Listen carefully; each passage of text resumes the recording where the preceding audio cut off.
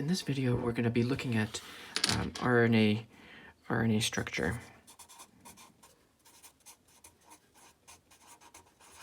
And we'll draw a concept map and look at some examples of RNA structure.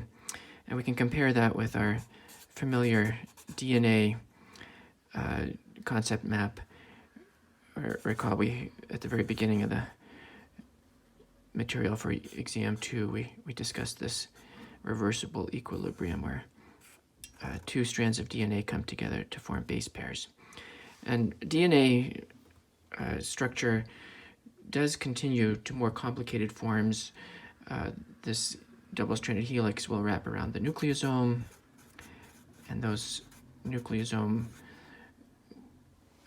particles will coalesce and condense to make more compact forms of the DNA. But the pattern is relatively simple and repetitive, whereas with RNA structure, it's a lot more like protein folding.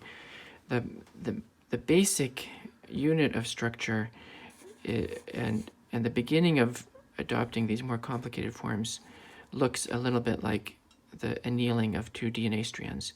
Here we have an RNA strand, and it can form self-complementary regions to form what we call a stem loop.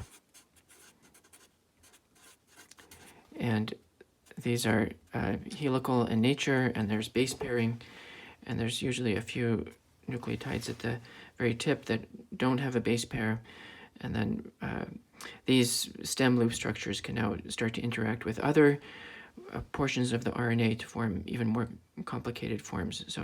And those complicated forms, just like with protein structures, they can acquire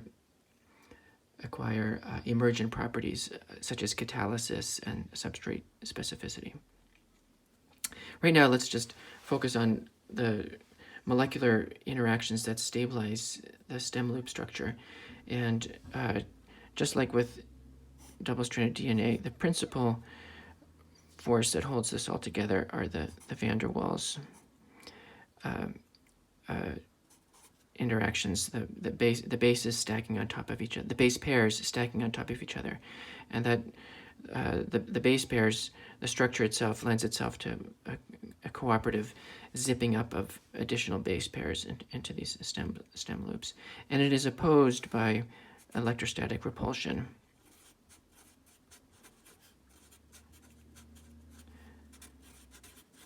Because we're bringing the phosphate groups with the negative charges closer together in this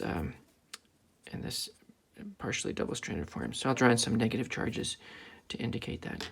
And the electrostatic repulsion is lessened, made weaker by the dielectric constant of water, salt ions, and especially in RNA structure, we see a lot of magnesium ions that help to bridge these negatively charged phosphate groups as the RNA phosphate backbone gets close to other regions of the RNA.